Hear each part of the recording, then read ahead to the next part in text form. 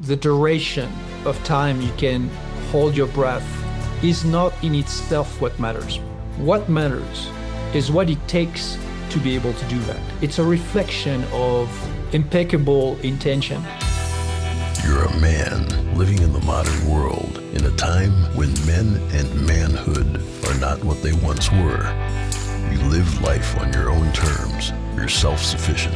You think for yourself and you march to the beat of your own drum. When life knocks you down, you get back up because in your gut, you know that's what men do.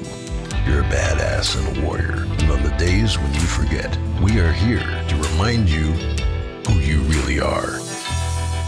Welcome to the Sovereign Man podcast, where we aim to make men masculine again. I'm your man, Nicky Ballou, and boy, do we have an amazing guest for you today. His name is Erwan, and he is the founder of something called the MoveNat approach. Welcome, Erwan. Thank you, Nicky. Thanks for having me. Pleasure to have you here, brother.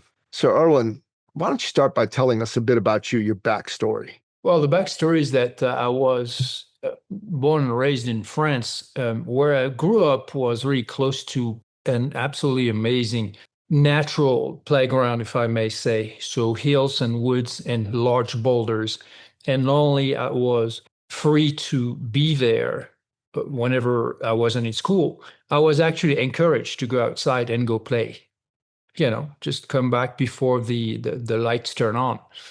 And I had that instinct of being there and moving and climbing and jumping off boulders and climbing trees and running up and down the hills and crawling and doing all these things. That's really something I love to do. So that's the start. That's the instinct. It's a universal agenda, I would say, a universal drive that I've coined later on as natural movement.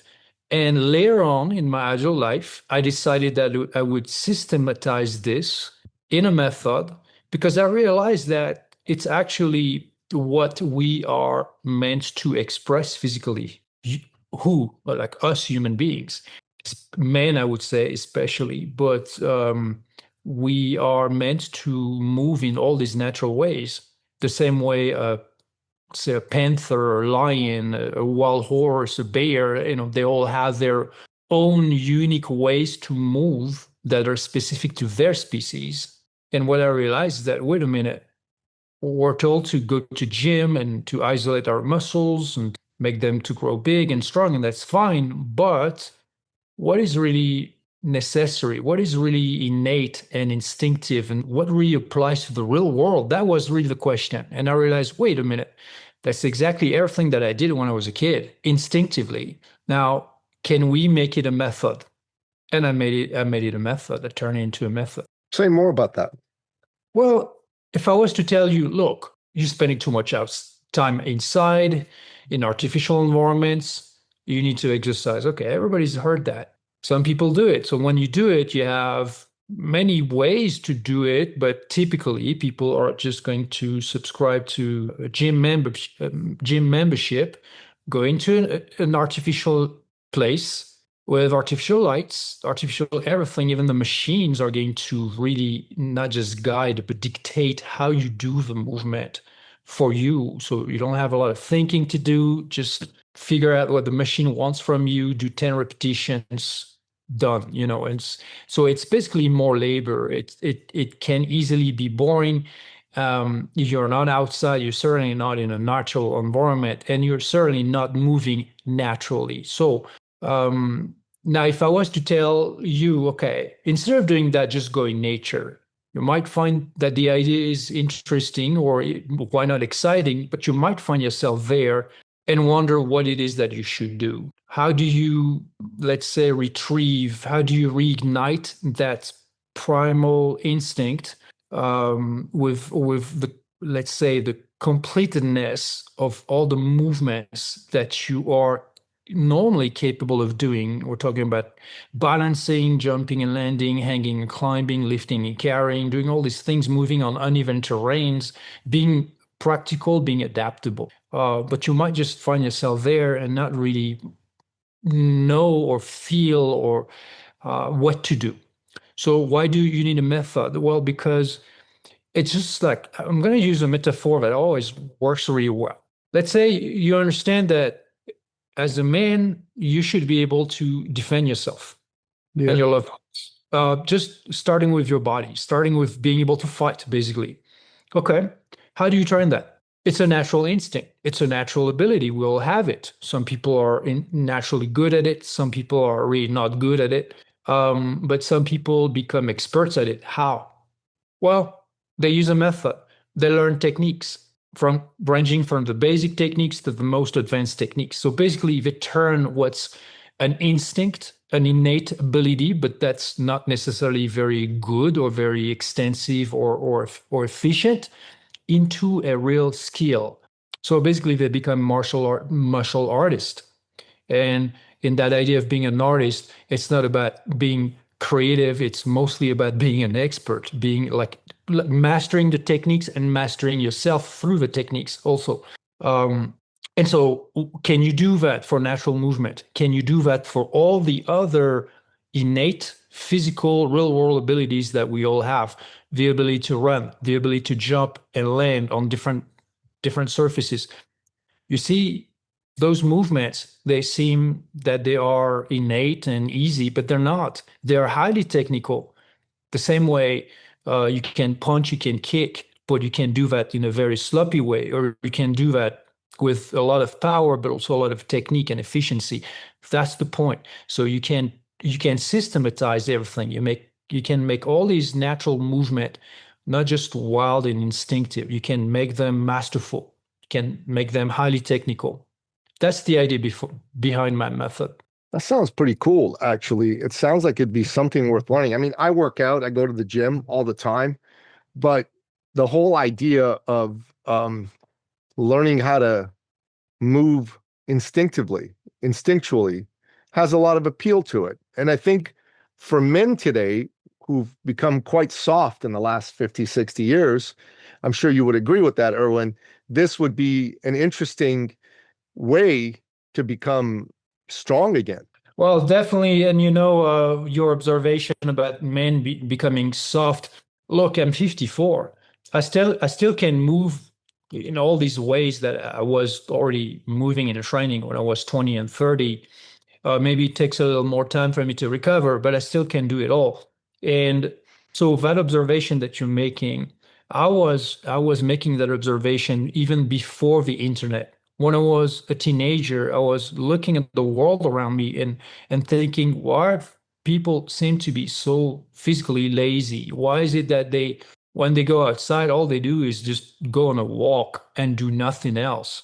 So you bet that almost half a century later, it has not improved one bit. It just got worse.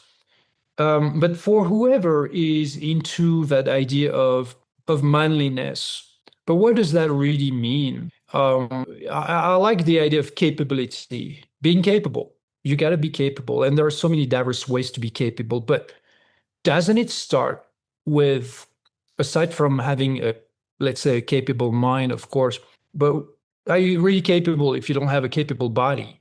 You're not. Yes, exactly. You're not. So basically, you're inept. You can't do much. And what your body looks like, does it matter? Well, yeah, it's a legit expectation that you want a body that looks good, that looks strong, that looks fit. Those are legit expectations, but that's typically all there is to it when you go to the gym. Hopefully, you can lift heavy enough, but most importantly, you feel satisfied about your body when you look at yourself in the mirror. And if you can have that kind of satisfaction, the criteria being sufficient muscle mass, sufficient muscle definition, if that's good enough, then you're like, that's it. I got this done. I got this down. Nothing else to pursue.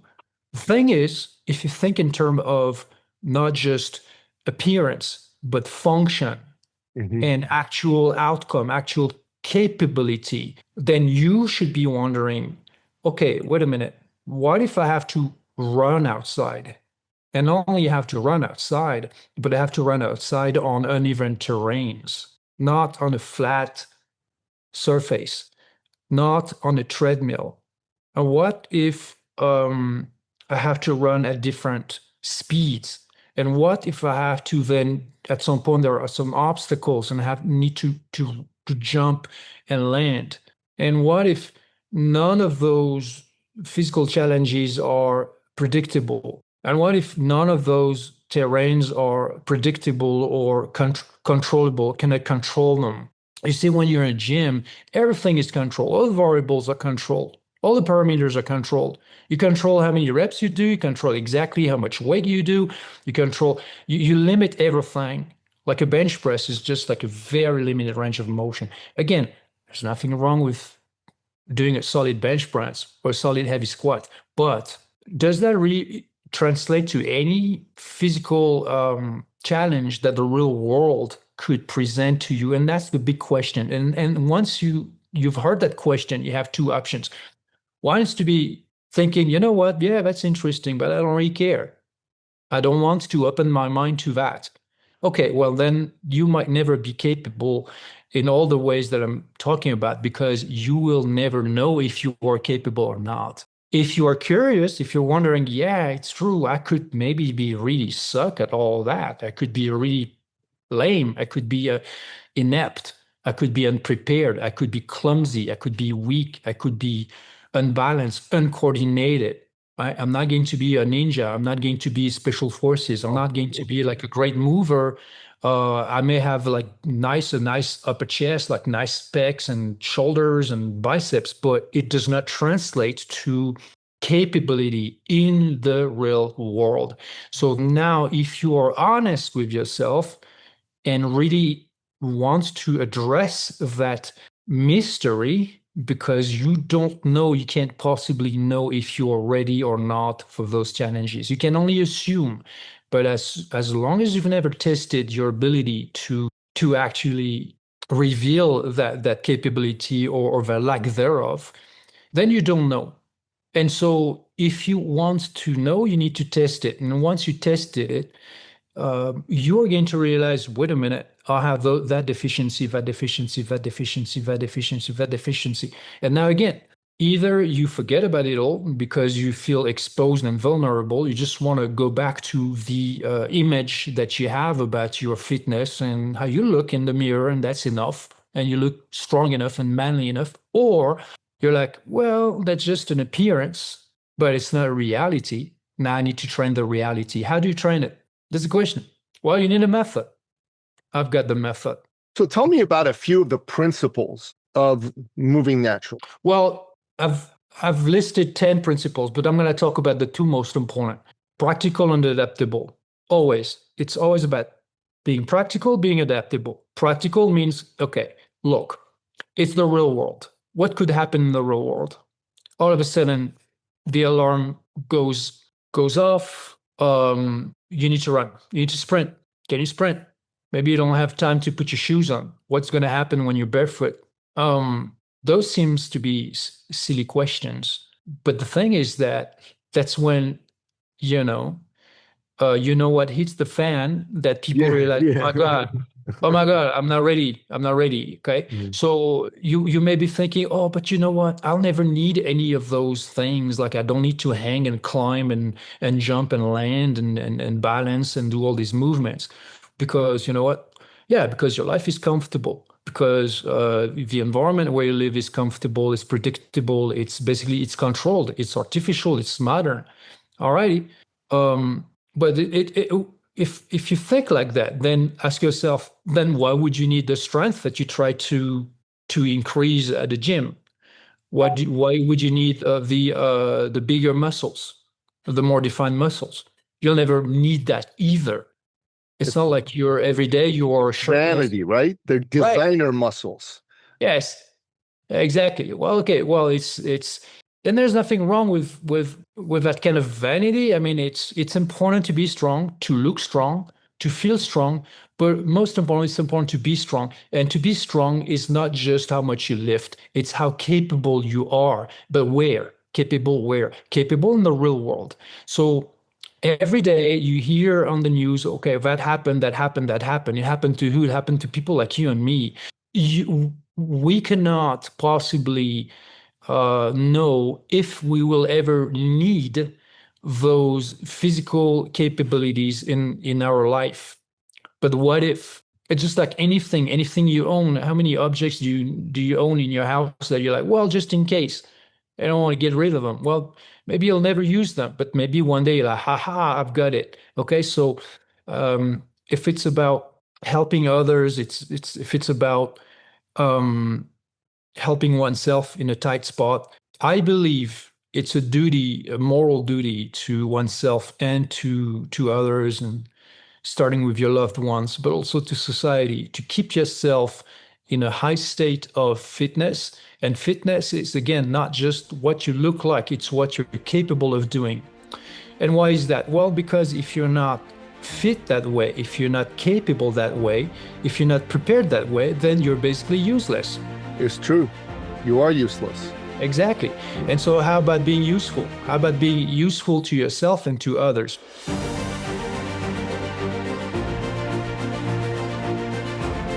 So we talked about vanity. Like, for instance, some guy would not imagine ever looking skinny because they don't, that's where they set the bar. They expect no less from themselves, but to have at least a certain body shape, a certain muscle mass. It's fine. But what if that expectation would include your baseline physical capabilities? I want to be able to run that distance at that space. I want to be able to jump and land and pass and clear this kind of obstacle. I want to be able to hang and climb on top. I want to be able to lift and carry this kind of object, not just do one single deadlift. I want to be able to have somebody on my back. I want to be able to feel comfortable in that situation, etc., etc. So you're going to need to learn the techniques, and then you're going to acquire the physiological adaptations. So we're talking about capacity. So what's real world physical capability? That's two things: competency. We're talking about the techniques, the motor control, the movement behavior. And then you have capacity. So that's your power, your stamina, all the physiological adaptations that are going to take those techniques at the highest level. And then you need to have a baseline where you are going to frequently check out that you are keeping those abilities to the personal standard that you've established and that you've chosen for yourself. So that's the big question. How capable do you want to be? So again, the two pillars, the two fundamental principles: practical and adaptable. It's adaptable. Adaptable because, say, I'll give you again an example. You jump on a box, and that box is, I don't know, like 2 feet high or something like that. And you jump up and down and up and down and up and down. That's fine. And then you're thinking, yeah, it's good. Now, thanks to that exercise, I've got stamina. All right. Is that the only jumping and landing techniques that exist? No. Is that the only kind of obstacle that exists? Certainly not. No. So there are so many other ways to jump and land, and so more techniques. And there are so many other ways to do that on different surfaces. And the big question is, have you trained those? Because if you haven't, then just jumping on that box up and down doesn't mean that you have the technique for a completely different kind of obstacle. Yeah, what about a slippery rock, right? Like if you're jumping on a slippery rock that's sloped like this, that's a whole different thing. You get it, Nikki. That's exactly the idea. So now that you understand that, you're like, wait a minute. If I've never really thought about that, that means that I've never tested anything. I've never trained anything. And therefore, I don't have those capabilities. So at this point, does it matter that my chest looks good? Yeah, it's still a nice feature of your physical training, but it's really the superficial side of things. It's the outer look of it. It's not the function. It's not the practical application. It's in no way is it any indication of what you can actually do with that body. And that's the most important question. What can you actually do with your body and with your fitness? What purpose does it serve beyond looking good and reassure your mind that you have enough strength or enough physical attractiveness. What's beyond that? Well, for myself, I want to be, like you said, capable. I want to be able to run. I want to be able to pick someone up if someone's hurt and take them places. If I got to get away from a natural disaster, a bad guy chasing me, whatever, I want to be able to do all of that and not, break down like a fragile little flower. Right on, Nikki. Exactly. So you see, you have a healthy instinct and therefore a healthy mindset. You don't want to let yourself down because you wouldn't be helpful to yourself. You'll be helpless or others, especially your loved ones. So you understand the morality. I talk about physical morality behind those questions. And then again, what's next is, okay, well, then does your physical training align with that expectation and that mindset? Well, right now, I primarily do weight training and I ride a cardio bike. So not really. And it's already way above what most people today, the majority of people do. You have that baseline, and that's good. That's good. But you could add a few things. So what sorts of things would you suggest? Well, jumping and landing over simple obstacles, not too tall, not too wide, safe enough. See how your body responds. See how your mind responds. See how comfortable, how confident you feel in your movements. Start to challenge yourself a little, in a way that is safe, and then enjoy the movement too. Enjoy the exploration. Enjoy the growth, because you do repetitions and then, okay, well, I missed the first 3 attempts, and now, yes, I nailed it. Great. Now do it better. Okay. Oh, okay, great. I like it. Now go and do it maybe a little higher, a little wider, with a little more momentum. So explore these capabilities. This is just an example with jumping and landing, but same with hanging, same with climbing, same with all these diverse movements, balancing, moving on all fours, getting up and getting down. Once that's you're standing, can you get down to the ground without using any hand support, any arm support? And how many ways do you know how to do? So that's basic exploration. It works. It's fun if you keep it safe. It's wonderful. And if you want to learn more and faster and better, then that's why we have the MoveNet method. And you can do workshops, or you can learn online as well, watching videos. I like it. I think it's great. What's your message for men? Because like I said, we're living in a world where A, men have become softer, and B, in many ways, men are not being respected, admired the way they were 50, 60 years ago.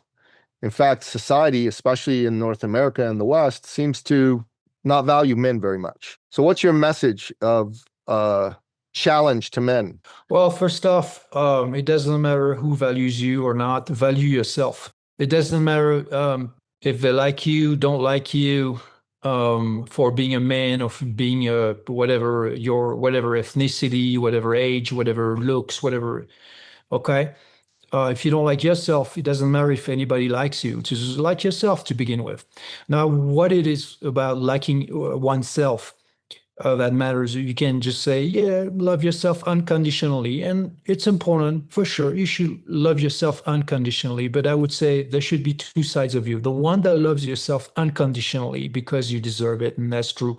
And the one that does critique you, the one side of you that does say, you know what? You could be stronger. You could be more active. You could be more capable. And that one part of you that's going to go after it, that one part of you that is not satisfied out of just whatever a statement that, oh, you're perfect the way you are. No, you're not. So get to work, and you got to go get it. So self-esteem is best if it has grounds, if it has a foundation. You're not going to esteem yourself out of thin air. So the more capability you acquire, the more you are going to feel great about yourself and more secure within yourself. And physicality is a big part of it, because yes, you can feel good about yourself because of your income, or because of your social skills, because of your network, because of your relationships. All this is absolutely important and valid. But what makes you secure also is to feel that you live, the mind that you are lives in a body that is healthy, that breathes well, that is flexible, that is resilient, that is strong, that can move with power, with efficiency. All of that must be trained. But once you acquire the skills and that physical preparedness, it makes you feel strong based on something real. So if you've never developed that, that could be the aspect in your life that you've been not being able to like name, to identify. And that's the one part, is because it really is going to what makes you feel real. Erwan the Corre, what's the website you want to send people to? Well, there's movnat.com. That's MOVNAT.com. The word means moving naturally and moving in nature.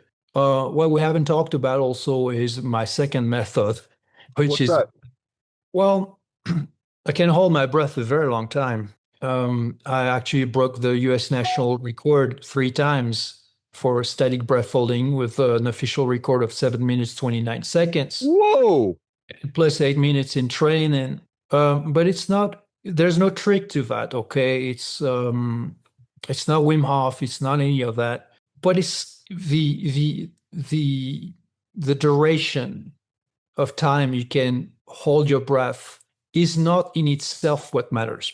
What matters is what it takes to be able to do that. It's a reflection of impeccable intention and a very strong ability to remain composed under stress. That stress is not just physical. It's obviously physiological, and that's where it starts, but then it becomes neurophysiological. That means that your nervous system gets very agitated if you let it. And the only way to hold your breath longer is to master that inner experience. And so I teach that. So I teach people how to remain very composed mentally, emotionally, and physically under this type of stress. That's cool, man. And if you can learn that, it's not going to be useful just when you hold your breath. It's going to be useful anytime you feel that you are under stress. You will remain more composed. You'll have more trust. You'll have more clarity. You'll have more composure. You'll have more patience.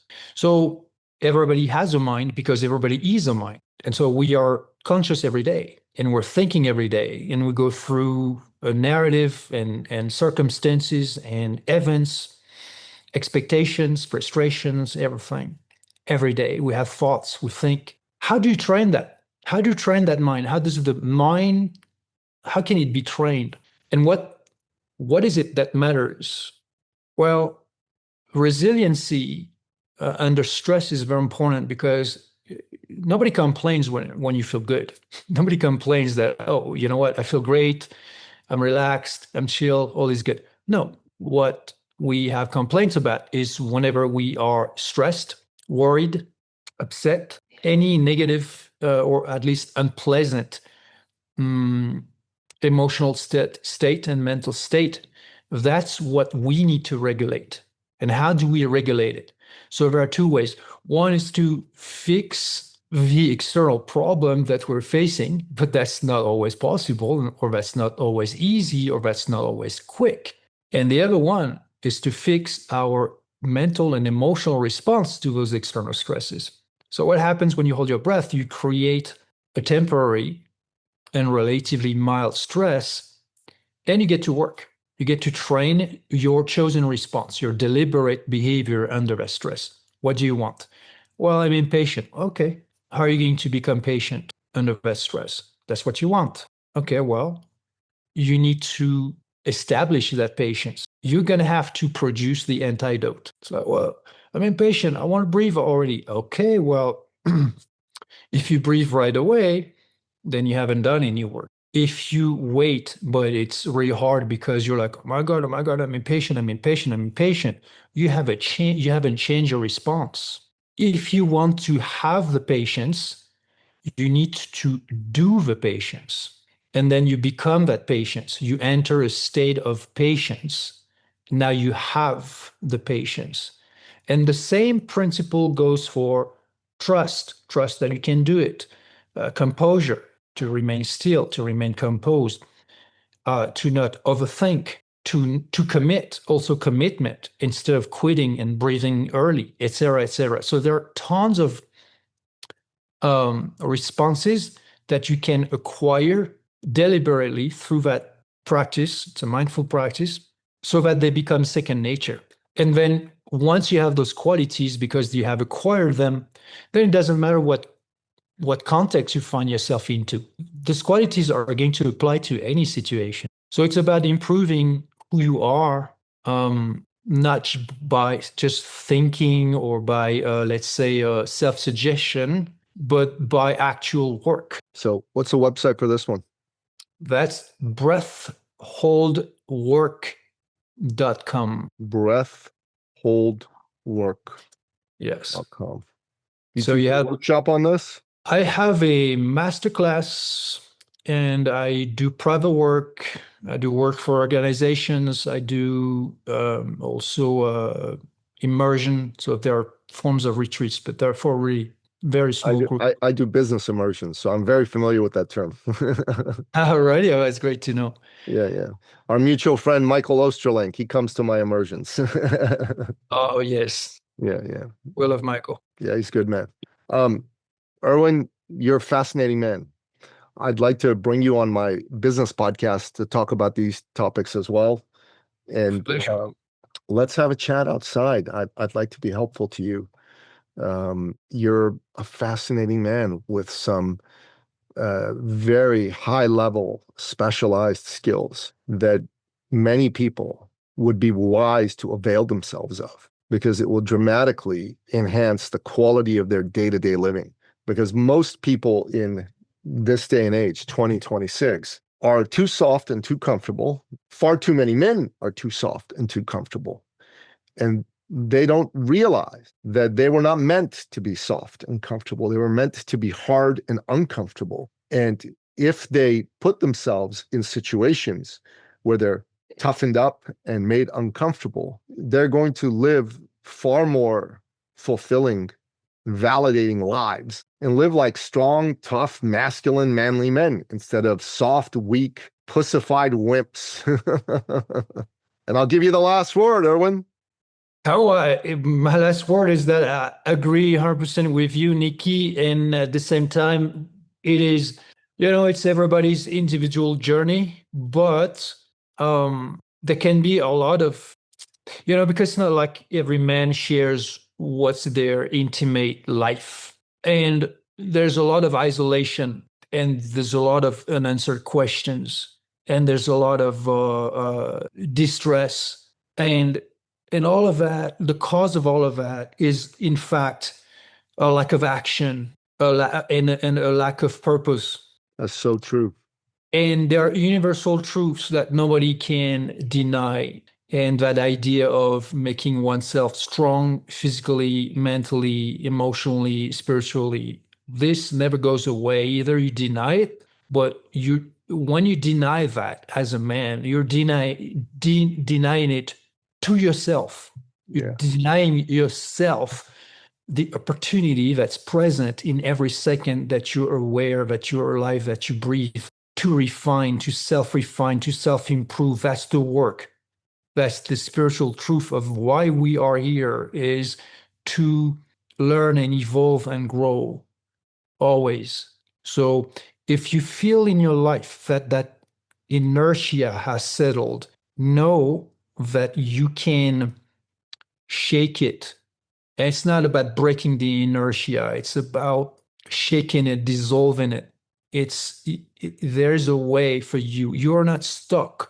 You can move out of that state and delve into that new momentum that's going to transform your life. It's always there. That possibility always exists. You're not stuck. You can move. You can reignite like that. You can wake up.